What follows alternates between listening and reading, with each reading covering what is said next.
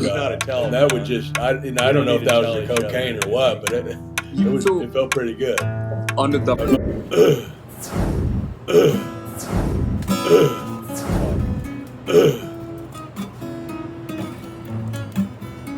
Some cocaine on his back. I was forced to do the entire rail with my buddy JoJo's Stunt Club.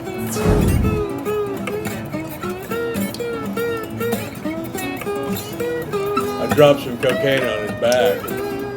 It's Chili. Chili. He's a dog, so I call him Chili Dog. I dropped some cocaine on his back.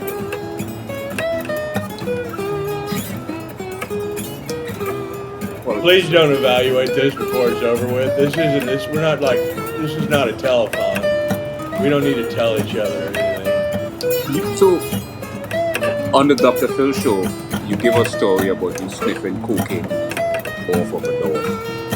Right, my dog Chili Dog. The dog's name is Chili, sniffing cocaine off of a dog.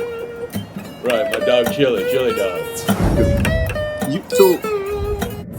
Right, my dog Chili Dog. He's a dog, so I call him Chili Dog.